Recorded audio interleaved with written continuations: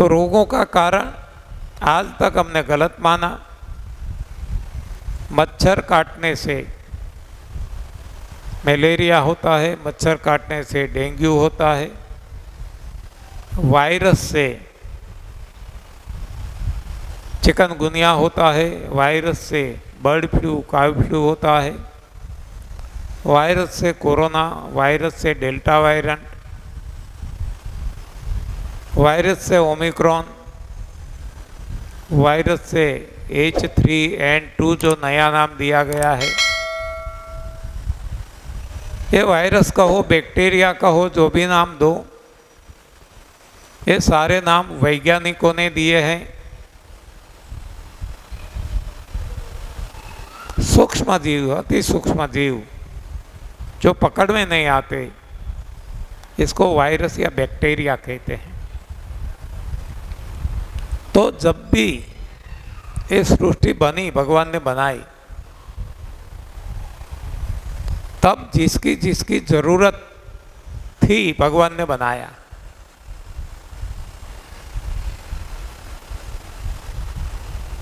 पहले सूक्ष्म सृष्टि बनाई, तो सूक्ष्म सृष्टि में आकाश, हवा, प्रकाश, ये सब कुछ आता है। बाद में जल और बाद में पृथ्वी बनी।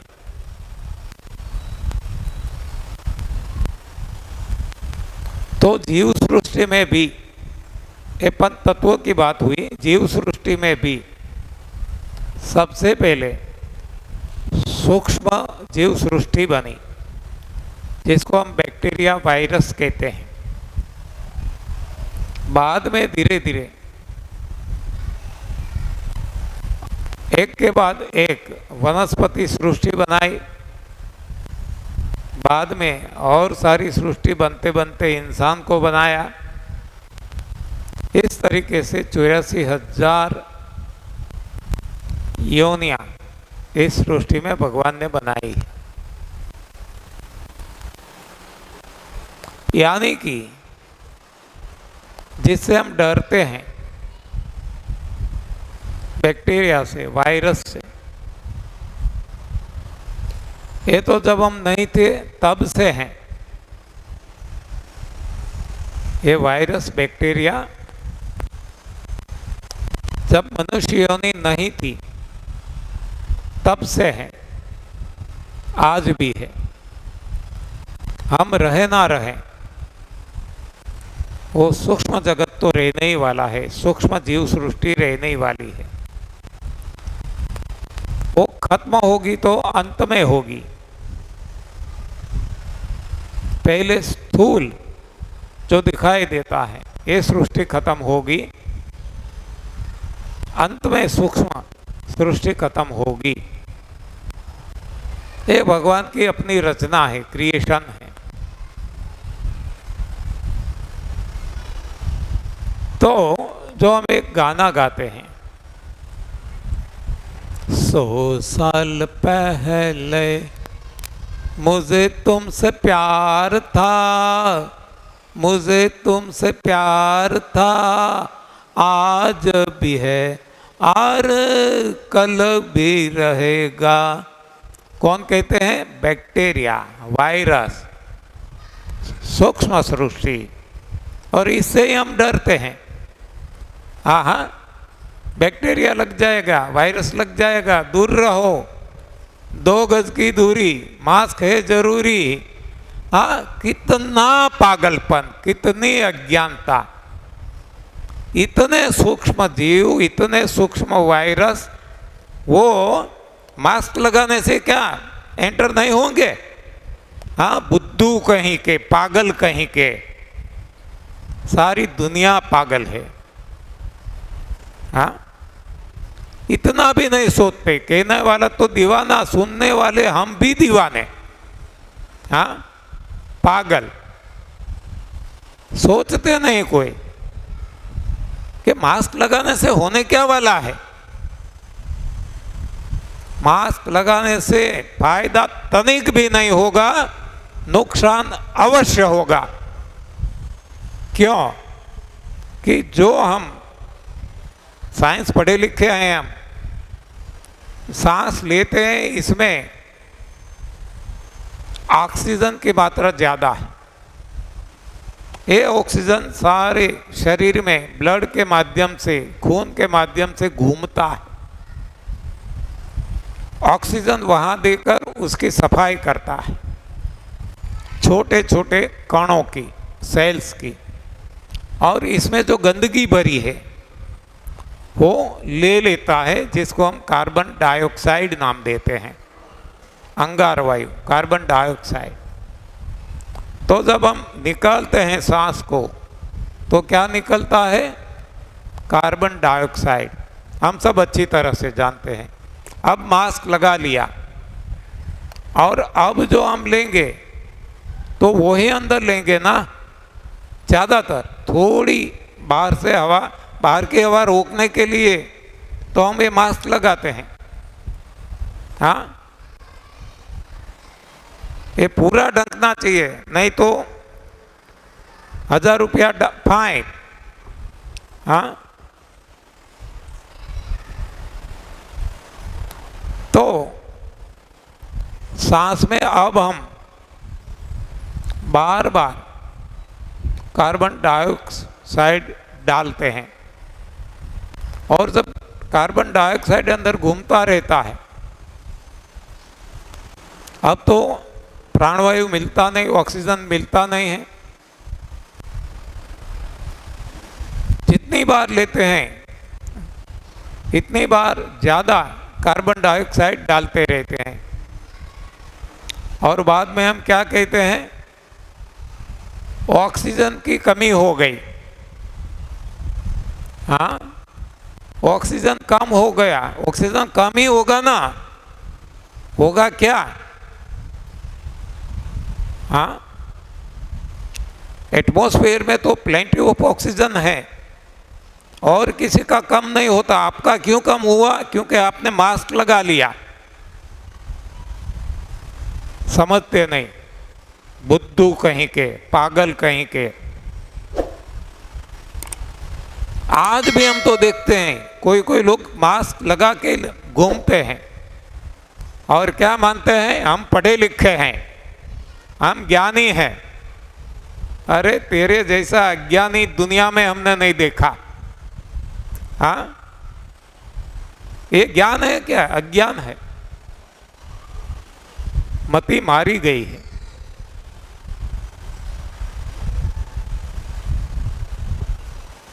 सारी बातें गलत बताई गई और हमने एक्सेप्ट कर लिया। WHO, जिसका नाम है वर्ल्ड हेल्थ ऑर्गेनाइजेशन, यानी कि एक वैश्विक संस्था जो विश्व के जीवों, केवल इंसान नहीं, वैसे तो जीव, विश्व के सारे जीवों की हेल्थ की केयर करने वाला एक इंस्टीट्यूशन है, संस्था है। ऐसा नाम दिया गया है और हराम इसको हेल्थ क्या है वो पता है। 0%। मैं तो कहता हूं 0 होता तो भी अच्छा, माइनस है, माइनस। हेल्थ क्या है पता ही नहीं है और वो सारी दुनिया का हेल्थ का ठेका लेके बैठ गया है।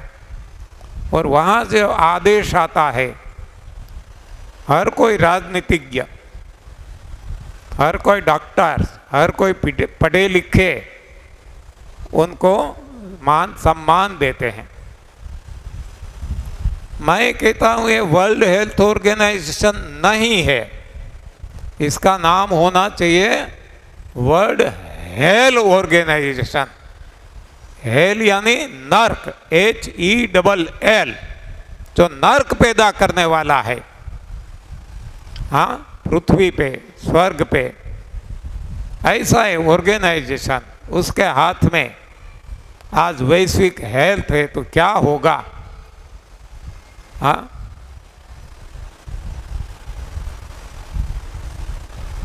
तो ये जो भगवान की रचना है, इसको हम समझते नहीं हैं।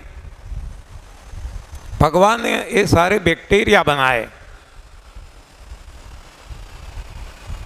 ये वायरस बनाए, इसके पीछे कोई ना कोई भला करने की भगवान की भावना है।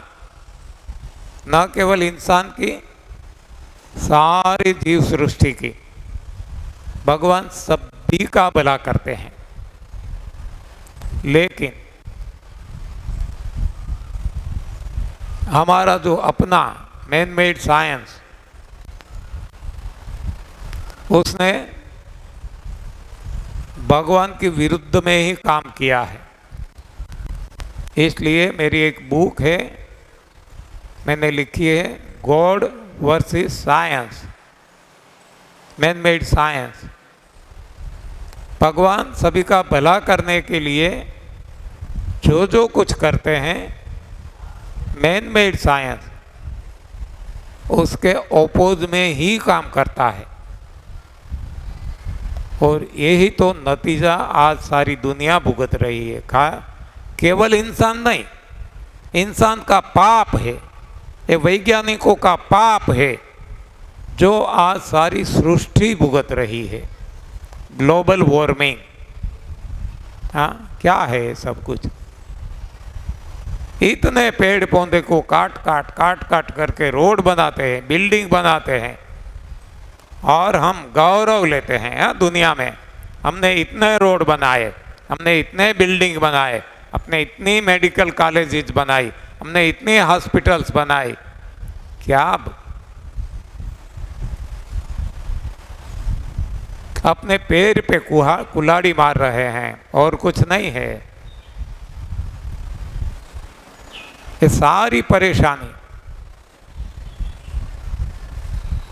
इंसान तो भुगतता है, लेकिन इंसान के पाप के कारण और सारी जीव सृष्टि है उसको भी भुगतना पड़ता है।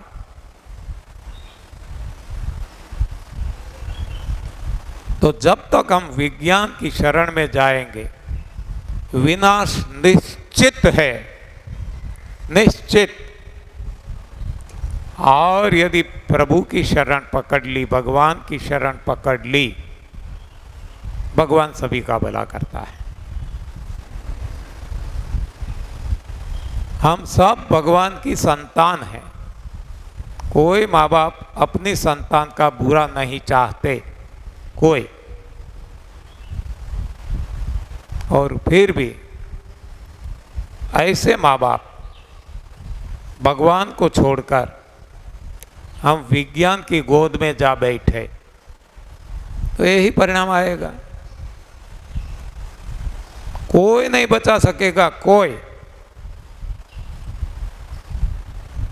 और ज़्यादा खराब दिन देखने पड़ेंगे। आज जितने खराब है, इससे कई गुना ज़्यादा यदि हमारी सोच नहीं बदली, यदि ये विज्ञान का रास्ता नहीं बदला, यदि भगवान का रास्ता नहीं पकड़ा, तो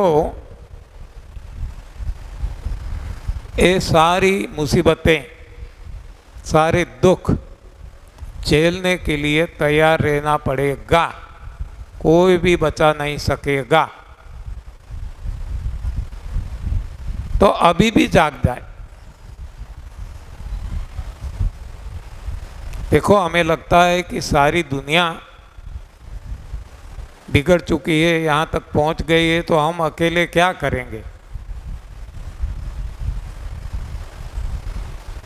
तो ऐसा नहीं है। हम खुद का कल्याण तो कर सकते हैं। जैसे आप देख सकते हैं कि रावण के राज्य में एक उनका भाई विभीषण, सारी दुनिया रावण की बात मानती थी, रावण को भगवान मानकर पूजती थी, लेकिन एक विभीषण थे जो भगवान राम को पूजते थे। और देखो, उनका कल्याण हो गया, बाकी सारे मारे गए, बेमौत मारे गए, मरना तो हर किसी को है, लेकिन बेमौत मारे गए। उसी तरह से महाभारत में हम देख सकते हैं कि दुर्योधन जो थे, सारी कौरव सेना दुर्योधन समेत बेमौत मारे गए, लेकिन एक विभीषण जो भगवान का भक्त था, उसका कल्याण हो गया। तो उसी तरह दुनिया को जो भी ठीक लगे करें, लेकिन हम विभीषण बन जाए, हम विदुर बन जाए, हम प्रभु भक्त बन जाए, तो हमारा बेड़ा पार हो सकता है।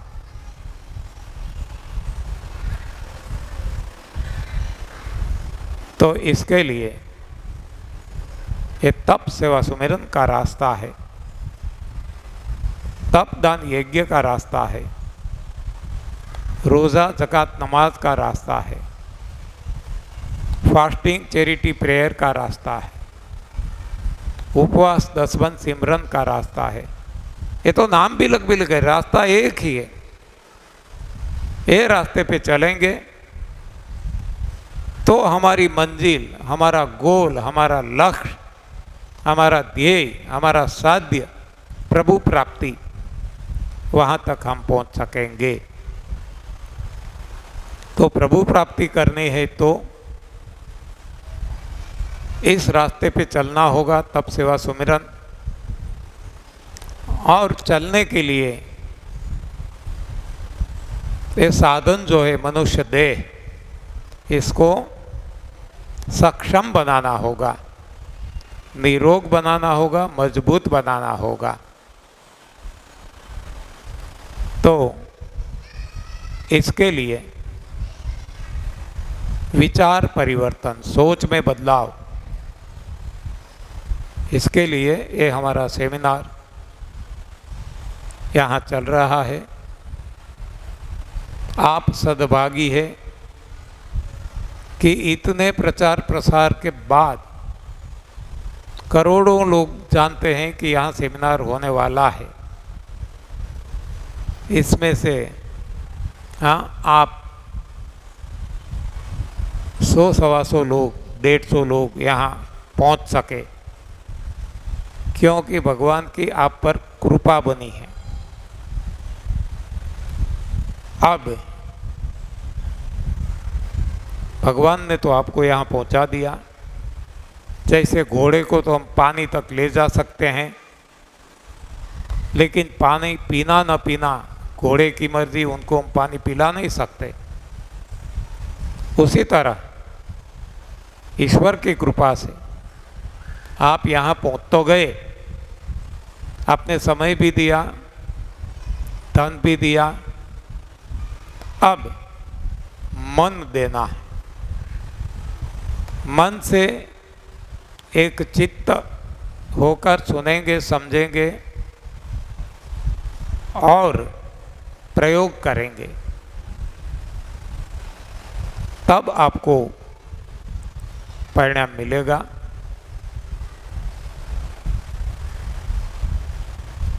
तो अब आप अच्छी तरह से जानते हैं, शुरुआत हमें करनी है एनडीएस से, न्यू डाइट सिस्टम से। ये भी बाद में आएगा, सबसे पहले सफाई से। तो ये सेमिनार सफाई का है।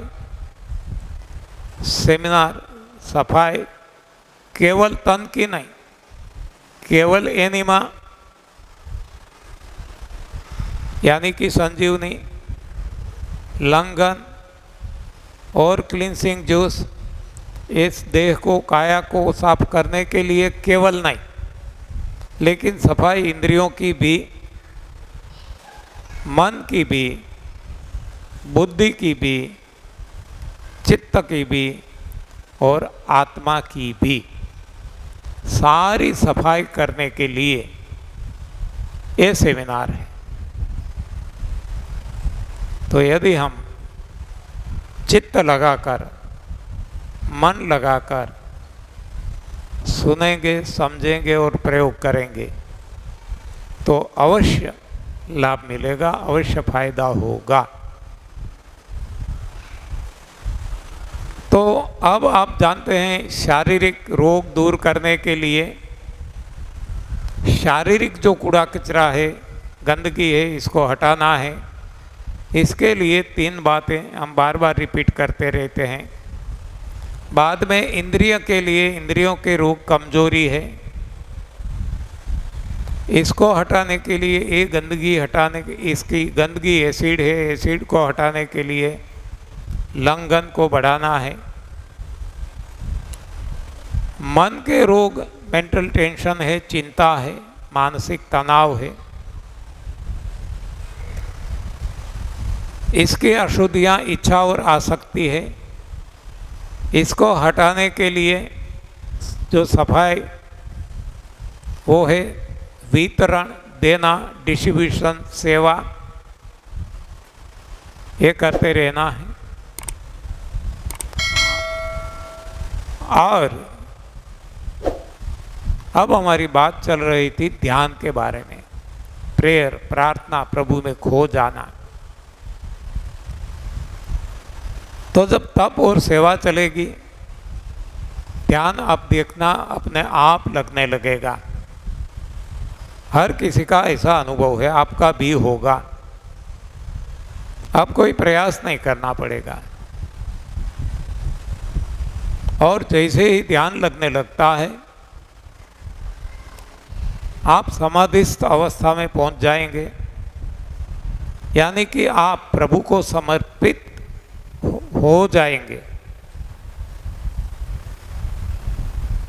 और जो प्रभु को समर्पित होते हैं, वहाँ भगवान ने प्रॉमिस दिया है, वादा किया है। क्या? अर्जुन ने भगवान को कई सवाल किए कुरुक्षेत्र रण क्षेत्र में। भगवान ने सारे सवालों के जवाब दिए।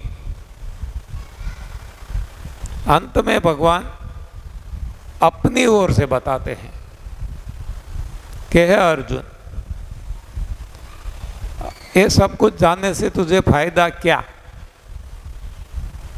छोड़ सारे धर्मों को, हाँ, ये सब कुछ छोड़ दे। क्या फायदा है जानने से? माम केवल शरणम व्रज, मेरी शरण में आ जा बस। मैं तेरा क्षेम कुशल सब कुछ संभाल लूँगा। तेरे करोड़ों जन्मों के पाप तत्क्षण नष्ट कर दूंगा और तेरा क्षेम कुशल की जिम्मेवारी मैं लेता हूँ। ये भगवान कहते हैं, अर्जुन को कहते हैं कि तेरी सारी जिम्मेवारी मेरी है। कब? जब तू मुझे समर्पित हो जाएगा तब। एक पिक्चर आया था ना, मैं हूं ना। भगवान हमें कहते हैं मैं हूं ना। हाँ, क्यों डरते हो, क्यों घबराते हो?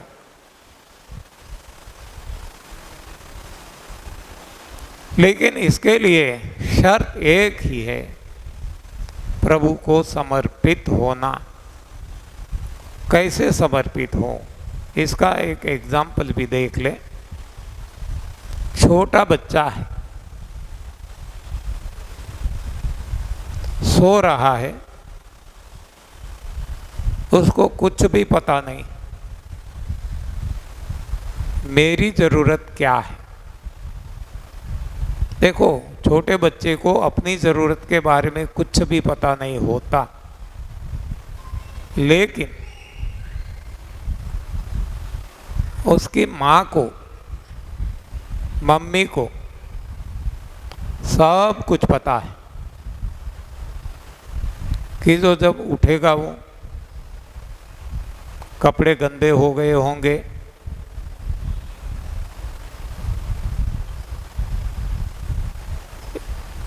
तो कपड़े बदलने के लिए वो नए कपड़े तैयार रखती है। शरीर बिगड़ा हुआ होगा तो स्नान करवाने के लिए सब कुछ तैयारी रखती है। अब भूख लगेगी तो खाने के लिए सारी तैयारियां रखती है। और बाद में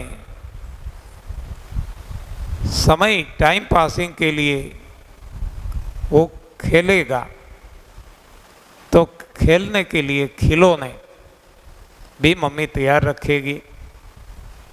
यानी कि बच्चा तो सोया हुआ है लेकिन मम्मी सब कुछ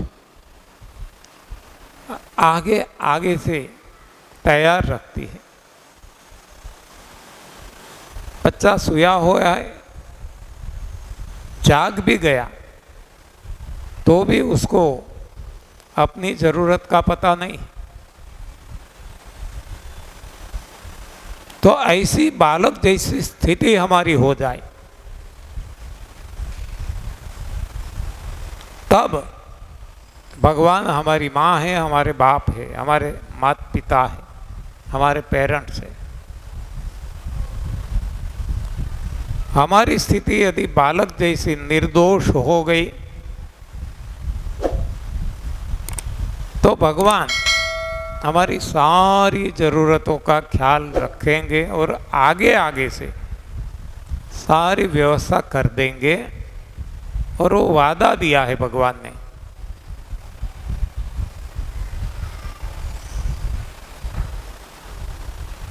माम के वह शरणम व्रज, यही बात रामचरितमानस में भी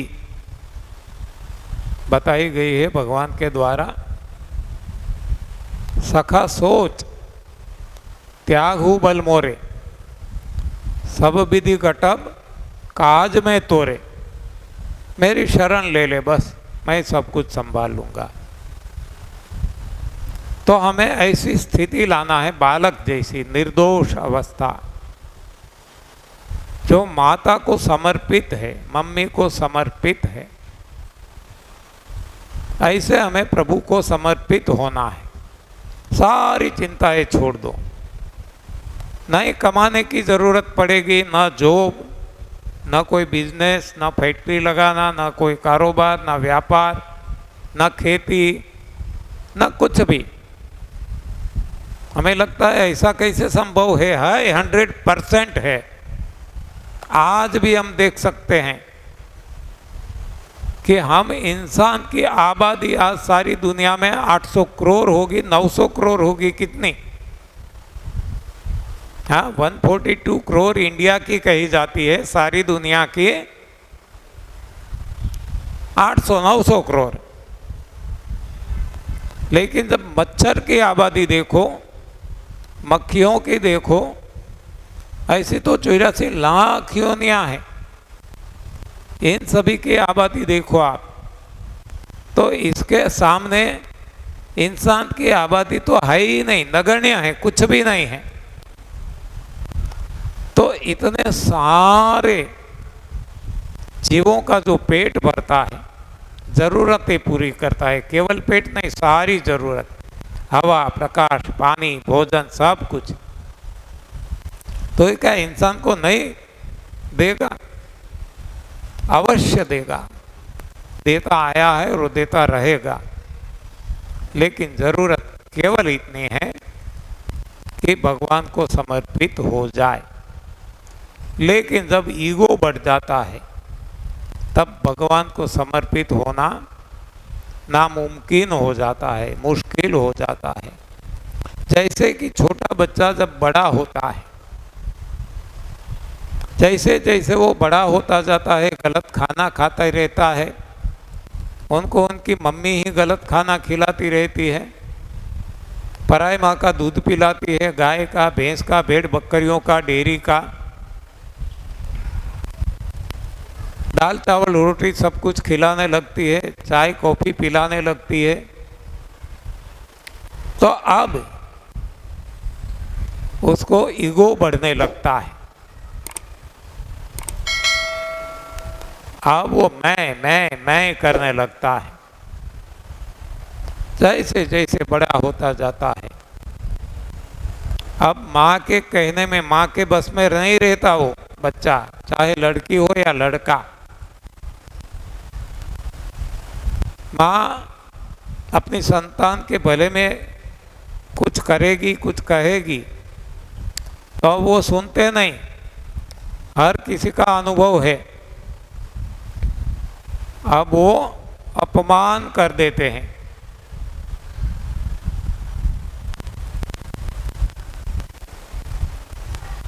तो कब तक अपमान सहन करेंगे माँ बाप? माँ बाप भी छोड़ देंगे, उनके भाग्य पे छोड़ देंगे। जो भी उनके मन में आए करे, हम क्या करें जब हमारा मानता ही नहीं है। तो ऐसी स्थिति आज हमने बना ली है। मैं करते करते भगवान को ही भूल गए हैं, विज्ञान को अपना लिया। तब भगवान लाचार होके, मजबूर होके अपने भरोसे भगवान छोड़ देते हैं और हमारी ये स्थिति हो गई। देखो, जितने भी भक्त भगवान को समर्पित हो गए, उनको कहीं व्यापार करने के लिए, नौकरी करने के लिए, हाँ, कहीं भी जाना नहीं पड़ा। भगवान पहुंचा देते हैं। लेकिन शर्त एक ही है, भगवान को समर्पित होना। और वैसे समर्पण भाव भी नहीं आएगा जब तक गलत खाना खाते रहेंगे। अन्न गलत है, मन गलत रहेगा, सोच गलत रहेगी,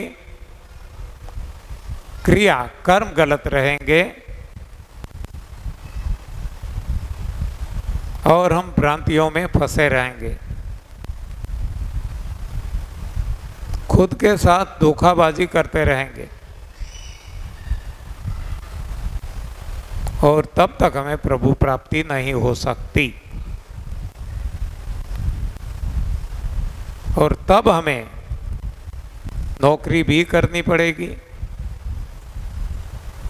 कारोबार भी करना पड़ेगा, और फिर भी हमें सुख नहीं मिलेगा, संतोष नहीं मिलेगा, आनंद नहीं मिलेगा।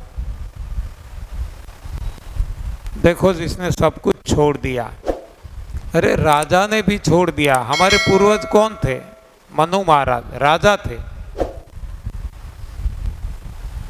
बहुत बड़े सम्राट थे। जब उनकी समझ में आ गया कि मैंने तो ये मेरा सारा जीवन गंवा दिया पद, पैसा, प्रतिष्ठा, परिवार के पीछे, तब उन्होंने ये सब कुछ छोड़ दिया। पद भी छोड़ दिया, प्रतिष्ठा भी छोड़ दी, पैसा भी छोड़ दिया, परिवार भी छोड़ दिया। ये राजपाट छोड़कर वो जंगल में चले गए अपनी धर्मपत्री पत्नी के साथ। हाँ, जो हमारे पूर्वज है, हमारा नाम जो मानव पड़ा, मनुष्य पड़ा, वो मनु से आया है। तो मनु महाराज और हमारी माता शत्रुपा माता जी दोनों जंगल में चले गए, सब कुछ छोड़ दिया, पद, पैसा, प्रतिष्ठा, परिवार, सब कुछ, और प्रभु की शरण ले ली। बस अब तो नाम जाप, हरि नाम स्मरण, और प्रभु प्राप्ति हो गई। तो ये प्रभु प्राप्ति का रास्ता है। पद, पैसा, प्रतिष्ठा, परिवार के पीछे लगे रहेंगे जो नाशवंत है,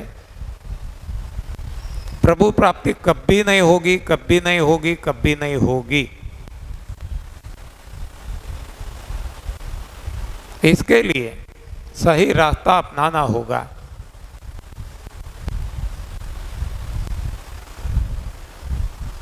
तो ये जो सारे शास्त्र है,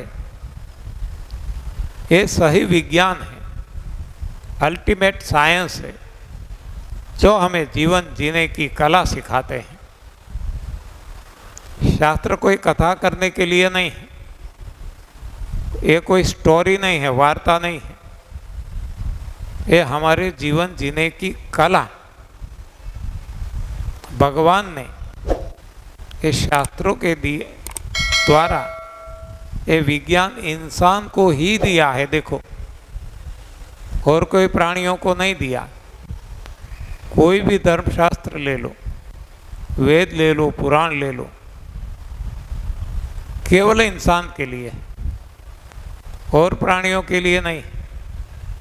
और इसीलिए कहा गया है कि बड़े भाग मानुष तन पावा, सुर दुर्लभ सर्प ग्रंथ निगावा, साधन धाम मोक्ष कर द्वारा, पाई न जहीं पर लोक सवारा। तो ये शास्त्रोक्त विज्ञान ये सही विज्ञान है, और मैन मेड साइंस वो गलत ज्ञान है। तो